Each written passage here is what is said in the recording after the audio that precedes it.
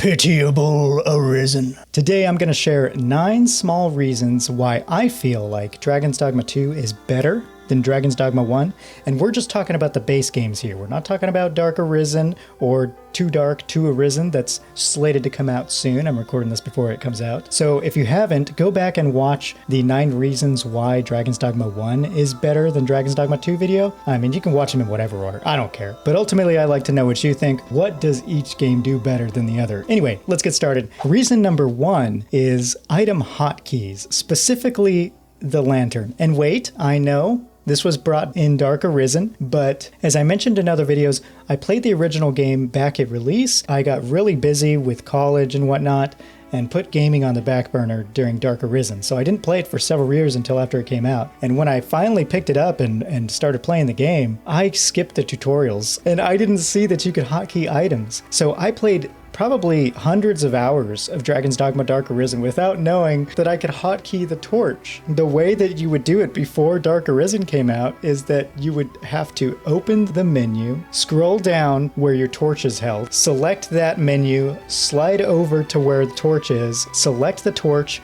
press use, and then it would close your inventory and activate the torch. It was a little cumbersome, but I had memorized the button presses so I could do it very quickly. But I didn't know about that for a long time until very recently, that you could actually hotkey I keep calling it the torch, the lantern. Dragon's Dogma 2 came straight out the gate being able to hotkey the lantern, which is like obvious, very small, I get it, but that's like a world of convenience for me. Number 2 is that the vocations are much more distinct in Dragon's Dogma 2. In the original Dragon's Dogma, there were several vocations that in my mind, in the back of my mind, kind of overlap a little bit. It was the thief, the strider, and the assassin. But I felt like those had a lot of overlap in between them, and they didn't really make sense being separate vocations, especially because you had the magic archer. So you basically had 3 archer classes, which was like way too many, with a lot of overlapping abilities and stuff. What has replaced both the assassin and the mystic knight in Dragon's Dogma 2 is of course the warfarer. Hey y'all, Editor Cal here. For some reason, I blanked about Mystic Spearhand and I lumped in Mystic Knight with Warfarer, and I sincerely apologize for that because I've been playing Dragon's Dogma Dark Arisen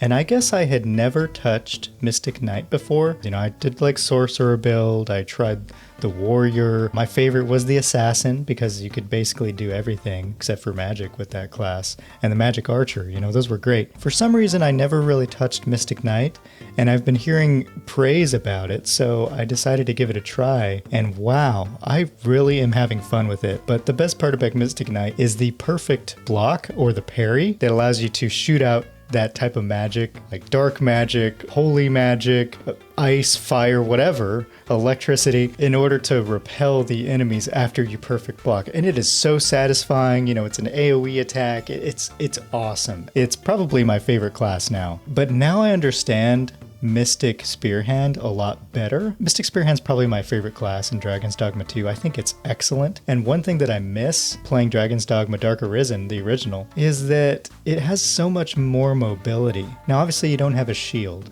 with the Spearhand. You have like similar abilities that act as a shield, but it's not the same. There's no perfect parry, and I think that's a big miss. Maybe they'll add something like that. They said they were going to add abilities with Dark Arisen, so we will see. I sincerely hope so. I still don't think that the vocations overall are better than they are in Dragon's Dogma 2, especially with some of the changes coming, but I suppose we'll see. I'm almost done with the main story, and then I'm going to jump into Bitter Black, so I think it'll be good to do a one-to-one comparison that's in more detail. But I just wanted to jump in and say I apologize to y'all who were immediately offended when I lumped in the Mystic Knight, because it does not belong there. It's a very distinct class, and it's probably the best class from the first game. So all right, back to the video. The only downside that we know is that it takes up an ability slot to be able to switch weapons, and hopefully with the new update that they're bringing, where we get 6 skill slots instead of 4, that will mitigate that issue a little bit. I just feel like the classes in Dragon's Dogma 2 are just are just way more distinct from each other. There's not a lot of overlap between abilities. In fact, there isn't any overlap in the vocations in Dragon's Dogma 2 compared to Dragon's Dogma 1. And I like that. You know, they all feel different. They all have their strengths and their weaknesses. That makes the game a lot more balanced and make the classes feel a lot more distinct. If you disagree, let me know, and let me know why, because I'm curious to hear what your thoughts are on that. Now, reason number 3 is that there are a lot more caves and like dungeons interspersed throughout the world of Dragon's Dogma 2 compared to Dragon's Dogma 1, at least from what I remember. I'm playing through it right now, and there's a few here and there, but they're not as abundant as they are in Dragon's Dogma 2. Now, there's a lot of dungeons in DD1 that take you from location to another location. There's a couple of those in DD2 that allow you to like get to an area quicker or whatever, and those are pretty cool. They've retained that, and they're a lot funner too. There's a lot more circling back. There's like multiple levels to the dungeons in DD2. I love what they did with the dungeons. I want more, of course, and the cool thing is we're getting 12 more with the update, so I'm stoked for that. You know, more dungeons, the more the merrier, on top of whatever we're getting in Norgan. So now reason number 4, of course, is controversial, and that is the existence of ox carts. I personally think that it's a maker send. The maker has created these ox carts for players to use to get from location to location. If you don't have a fairy stone, or if you have already been through the area, you know, you can take the ox cart, and it's an option. Some people might say, I don't like that because then it makes the game easy. It makes the game too easy and then you miss the point. But for players who actually want to play the game, like I'm going to go through a location without using an ox cart because I want to explore. I want to explore the world. But there are some times when I get late in the game, I've explored everything, I've gone to every cave. I don't want to trudge from one location to another. The ox cart just gives me the ability to do that quickly without that interim difficulty. And I understand that a big portion of the gameplay are those random encounters where you sometimes get combinations of mini bosses together to make really fun and interesting engagements and interactions. But at the same time, one of my least favorite things about Dragon's Dogma 1, the base game, was running to the Witchwood and back several times, running all the way to the Frontier Caverns and then all the way back, you know, if you don't have a port crystal to teleport there. Like doing that several times, it just was such a time sink, and sometimes I wouldn't play the game because I'm like, I don't have 45 minutes to run all the way there right now. Like I only have like 30 minutes to play. If I had an ox cart to take me there, then I could do that and then get right into the quest and make some progress, go to class or whatever I needed to do back in the day. So I personally like the ox carts, and they also flesh out the world. They make it feel more alive. They introduce random encounters where the ox carts get attacked and things like that. And now they have stopovers, so you can stop at certain points throughout the journey of the ox cart, not just to main cities. I think it's great. I love it. Also, there were ox carts in the first game, but they were not functional. There was the first mission with the ox cart where you're transporting the Hydra head. That was it. That was all we saw of them, you know? So it was cool to see them make a return and actually have some weight to them, some physicality. That was really cool. Now, reason number 5, a very small one, but affects me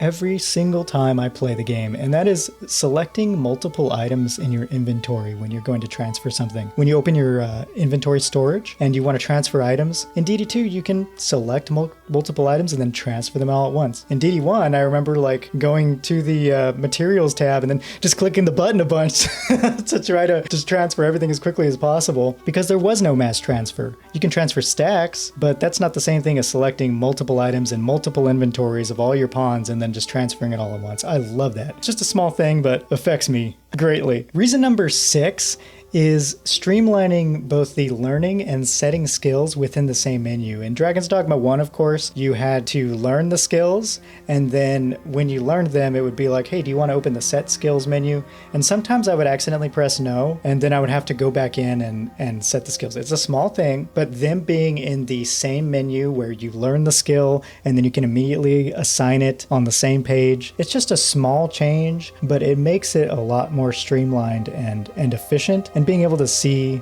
the abilities and stuff on the same screen as well is really cool. I love the design of DD2, the way that they've made the menus and things, and they've retained a little bit of that stylized menu aesthetic. Of course, DD1 had the parchment look to it, similar to like Oblivion, and that's extremely nostalgic for me. I love how everything looks like it's written out, but DD2 also looks very good. You know, the menus look good, they're not distracting, especially when you open your main menu, you see the map. It's just gorgeous. Reason number 7 is another small one about fast travel, and this was introduced in a recent update, technically not Dark Arisen, but with a more recent update, is that you can ferry travel from the map. You don't have to select your fairy stone and then select the location and then go to it. You can just select it from the map and then go there. Your character still throws up the fairy stone. There's no immersion lost to me. So reason number 8 is the verticality that you get with Dragon's Dogma 2's open world. In Dragon's Dogma 1, there was a little bit of this. I remember especially at the northern end of the map where there's that Colossus on the mountain edge. When you're about to go fight the dragon down that valley, you know, there's some verticality to that, but everything kind of felt very grounded in Dragon's Dogma. There wasn't a lot of climbing in terms of getting to higher places and climbing up mountains and climbing up hills and finding chests and things. In Dragon's Dogma 2, there's a lot of that, and there's a lot of secret places that you can find just by going up high. And the game encourages that with the standing statues that show you, oh, there's something over there, you know, look at the view, enjoy the view, look at that down there, climb up here, see that, there's a chest up there. It's very cool. I love the verticality of Dragon's Dogma 2. It's very memorable. But I do miss the double jump. I miss the double jump because that would make the verticality even that much better. Now, the 9th and final reason is that you can have a house in Dragon's Dogma 2. You don't have to pay for an inn every time you want to rest. Take a camping kit with you and go sleep at a campsite, or you can purchase a home and go to your home, see your storage, and rest at your home free of charge, completely free of charge. It was weird because in Dragon's Dogma 1, your house in Casardis was right next to the inn, but you couldn't sleep there. Like, you even get Celine to like move in or whatever, but you still can't rest in your own house. You have to go next door and pay the innkeeper so that you can sleep. It was like, what the heck? This doesn't make any sense. And on top of that, like, Casardis is not a central location. One thing I will say though, about Casardis, even though it's not a central location, and this is something that I didn't mention in my Dragon's Dogma 1 video, another reason why DD1 was better in this aspect is that Casardis was a very grounded location. Your character, your Arisen, had a home that they grew up in. They were a good fisher. Tragedy happened to them when the dragon came down and attacked the village, but it was your home. Everybody knew you there, and you could always go back, and the music and the atmosphere, it was so cozy. There isn't anything like that in Dragon's Dogma 2. There's not a place that you can call home, but they have given you a home to call home, so that fixes it a little bit. So I would say that this last 9th reason is kind of a half measure. You know, it fixes a problem that was introduced by making the character kind of a mysterious nobody with amnesia. So anyway, those are 9 reasons why I think Dragon's Dogma 2 is better than Dragon's Dogma 1. Let me know in the comments what you think is better about DD2. Take your pick. Any you like. What will it be today? Alright, y'all. Be kind to one another. Go play a good game. And delight in the joy of having somewhere to call home. See you next time. Pitiable Arisen. The time for thou to make thy choice is come. Show me the path thou would.